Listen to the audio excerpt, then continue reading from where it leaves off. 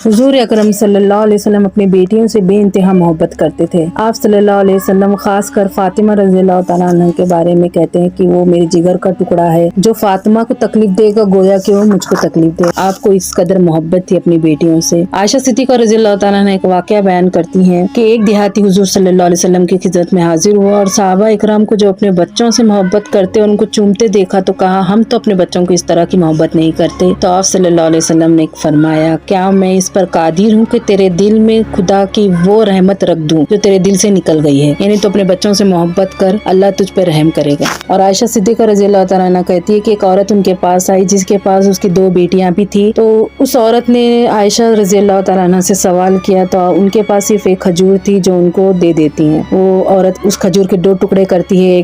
ایک بچی کو دیتی ہے اور آدھا ٹکڑا دوسری بچی کو دیتی ہے، یعنی دونوں میں آدھا آدھا بانٹ دیتی ہے۔ پھر اپنے لیے کچھ نہیں رکھتی، اس کے بعد وہ چلی جاتی ہے۔ اس کے بعد رسول اللہ صلی اللہ علیہ وسلم جب تشریف لاتے ہیں تو عائشہ رضی اللہ تعالیٰ عنہ پورا واقعہ بیان کرتی ہیں کہ کس طرح وہ عورت آئی 2 بچیوں کو لے کے اور ایک کھجور کے 2 ٹکڑے کیے اور آپس میں ان کو بانٹ دی اور اپنے لیے کچھ نہیں رکھا۔ تو نبی اکرم صلی اللہ علیہ وسلم فرماتے ہیں کہ جو بھی شخص ان بیٹیوں کی وجہ سے آزمائش میں مبتلا کیا جائے، یعنی جو بیٹیوں کی وجہ سے مصیبت میں مبتلا ہے اور ان بیٹیوں کے ساتھ حسن سلوک کرتا ہے، احسان کا معاملہ رکھتا ہے، تو یہ بیٹیاں اس کے لیے دوزخ کی آگ کے سامنے پردہ ہو جائیں گی، یعنی اس کو دوزخ کی آگ سے بچائیں گی۔ اور انس رضی اللہ تعالیٰ نے فرماتے ہیں کہ رسول اللہ صلی اللہ علیہ وسلم کا فرمان ہے جو شخص 2 بیٹیوں کی پرورش کرے، ان کے ساتھ حسن سلوک کرے، ان کو ادب سکھائے، یہاں تک کہ وہ بالغ ہو جائے، ان کی شادی ہو جائے، وہ اپنے شوہر کے گھر پہنچ جائے، تو وہ شخص اور میں قیامت کے دن اس طرح رہیں گے جس طرح یہ 2 انگلیاں، یعنی آپ نے اپنی بیچ کی انگلی اور شہادت کی انگلی کو ملا کے بتایا کہ جس طرح یہ 2 انگلیاں ایک ساتھ ہے، اسی طرح میں اور وہ شخص قیامت کے دن ایک ساتھ رہیں گے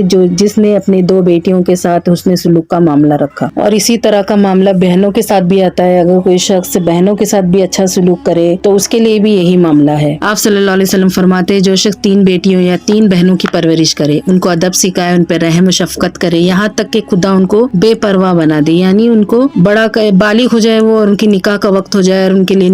ان کو نکاح کر کے ان کے گھر رخصت کر دے، تو اس شخص پہ جنت واجب ہو جاتی ہے۔ ایک شخص نے عرض کیا یا رسول اللہ کیا 2 بیٹیوں اور 2 بہنوں کے بارے میں بھی یہی اجر ہے؟ تو آپ صلی اللہ علیہ وسلم نے فرمایا ہاں 2 بہنوں والوں کے لیے اور 2 بیٹیوں والوں کے لیے بھی یہی اجر ہے۔ صحابی کہتے ہیں کہ ایک بیٹی یا بہن کی پرورش کے بابت اگر سوال کیا جاتا تو آپ یہی فرماتے کہ ان کے لیے بھی یہی اجر ہے۔ آپ صلی اللہ علیہ وسلم کا فرمان ہے جس شخص کے پاس ایک بیٹی تھی اور اس نے اس کو ایام جاہلیت یعنی پرانے زمانے میں اس کو دفن نہیں کیا، جب بیٹیوں کو زندہ درگور کیا جاتا تھا اس وقت اس نے اس کو ذلیل و رسوا نہیں کیا، نہ اس کو درگور کیا اور اس کے تمام حقوق ادا کیے اور اس کو بیٹوں کے جیسی اس کی پرورش کی اور اس کو تمام چیز مہیا کی اس کی زندگی میں، تو اللہ اس کو جنت میں ضرور داخل کرے گا۔ یعنی انسان جو اپنا صدقہ خیرات جو باہر دیتا ہے اگر وہ اپنے گھر والوں پہ اپنے کنبے پہ خرچہ کرتا ہے تو اس سے بہترین صدقہ کوئی نہیں ہے۔ حضور اکرم صلی اللہ علیہ وسلم کا فرمان ہے کیا میں تم کو بہترین صدقہ نہ بتاؤں، یعنی وہ صدقہ جو تم اپنے گھر والوں پہ اپنے اہل و عیال پہ خرچہ کرو سب سے بہترین صدقہ ہے۔ اس میں اور بہترین صدقہ وہ ہے کہ جو